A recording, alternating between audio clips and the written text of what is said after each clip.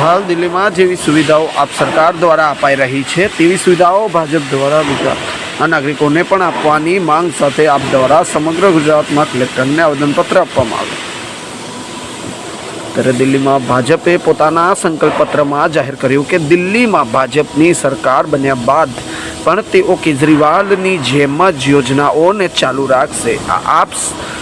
આમ આદમી પાર્ટીના આ શબ્દો છે. ત્યારે દિલ્હીમાં આમ આદમી પાર્ટી દ્વારા જણાવવામાં આવ્યું કે દિલ્હીમાં કેજરીવાલની સરકારે ફ્રી વીજળી, ફ્રી પાણી, ફ્રી બસ સુવિધા તેમજ મહિલાઓને 2100 રૂપિયાની જે યોજનાઓ શરૂ કરી હતી તે યોજનાઓ કલ્યાણકારી છે. તે આજે પણ ભાજપે જ સાબિત કરી બતાવ્યું છે.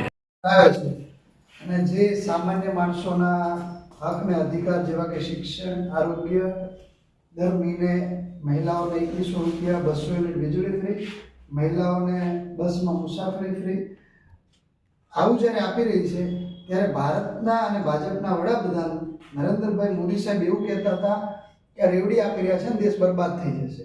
હવે જ્યારે દિલ્હીમાં ચૂંટણી આવી રહી છે ત્યારે ભારતીય જનતા પાર્ટી એવી જાહેરાત કરી છે કે અમે 2500 રૂપિયા આપશું, 300 યુનિટ વીજળી ફ્રી આપશું, પ્રસૂતા બહેનોને 25000 રૂપિયા આપશું, મુસાફરી ફ્રી આપશું.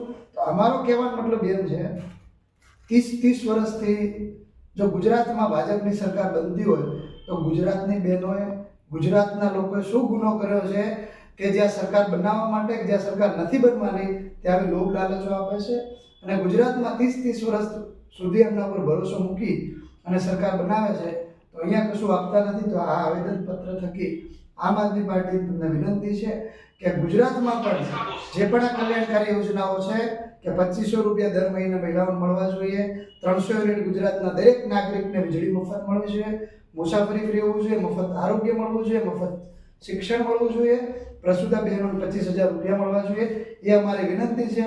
અને નહીં મળે તો આવનારા સમયમાં ગુજરાતમાંથી ભારતીય જનતા પાર્ટી જવાનું એ નક્કી છે. આ સંદેશ, આ મેસેજ તમે એમના સુધી પહોંચાડજો એ તમને હાથ જોડીને વિનંતી છે. જે રીતે સામાન્ય માણસોને અને આટલા મોંઘવારીના મારમાં શિક્ષણ મફત આપી રહી છે, આરોગ્ય મફત આપી રહી છે, 200 યુનિટ વીજળી મફત આપી રહી છે, મહિલાઓને બસમાં મુસાફરી મફત છે, યુવાનો માટે મેટ્રોમાં અને બસમાં મુસાફરી વિદ્યાર્થીઓ માટે ફ્રી છે. તો જ્યારે આ યોજનાઓ 2022માં ગુજરાતના વિધાનસભા ઇલેક્શનમાં જ્યારે કેજરીવાલે સરકારે અને કેજરીવાલની આમ આદમી પાર્ટીએ જ્યારે ગુજરાતમાં જાહેર કરી ત્યારે ભારતીય જનતા પાર્ટી અને ભારતના વડાપ્રધાન શ્રી નરેન્દ્રભાઈ મોદી રેવડી કરીને મજાક ઉડાવતા. પરંતુ જ્યારે એમને ખબર છે કે દિલ્હીમાં હવે ભારતીય જનતા પાર્ટીનું જીતવું મુશ્કેલ છે, જીતી શકાય એવું છે નહીં, તો એમણે પણ નવું ચાલુ કર્યું છે. હમણાં જ એમણે જાહેરાત કરી એમના મેનિફેસ્ટોમાં કે મહિલાઓને 2500 રૂપિયા આપવામાં આવશે, પ્રસૂતા બહેનોને 25000 રૂપિયા આપવામાં આવશે, બસની મુસાફરી મફત આપવામાં આવશે, 300 યુનિટ વીજળી મફત આપવામાં આવશે. તો અમારું કહેવું એ છે કે દિલ્હીમાં તો તમારી સરકાર બનવા જ નથી અને દિલ્હીના જનતા બનવા દેવાની નથી.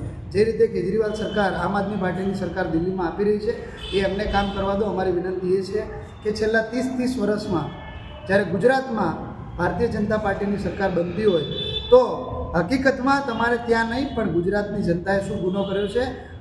2500 રૂપિયા જે દર મહિને દિલ્હીમાં આપવાની વાત કરો છો એના બદલે તમે ગુજરાતમાં આપવા જોઈએ.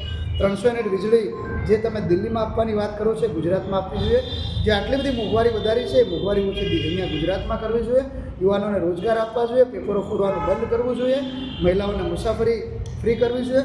તો અમારી હાથ જોડીને આ આવેદનપત્ર થકી આમ આદમી પાર્ટી આજે બનાસકાંઠા જિલ્લો ભારતીય જનતા પાર્ટીને અને સરકારને વિનંતી કરે છે કે આટલી બધી મોંઘવારીમાં, આટલી બધી બેરોજગારીમાં સામાન્ય માણસના જીવવું જ્યારે મુશ્કેલ પડી રહ્યું છે ત્યારે કેજરીવાલ જેવું કામ તો તમારે થવા નથી, પણ એની થોડી ઘણી કોપી કરી અને ગુજરાતમાં પણ આ વીજળી મફત આપો, બહેનોને 2500 રૂપિયા આપો, 25000 રૂપિયા પ્રસૂતા બહેનોને આપો, એવી અમારી હાથ જોડીને વિનંતી છે.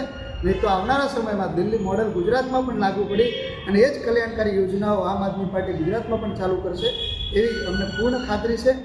ભારત માતા કી જય.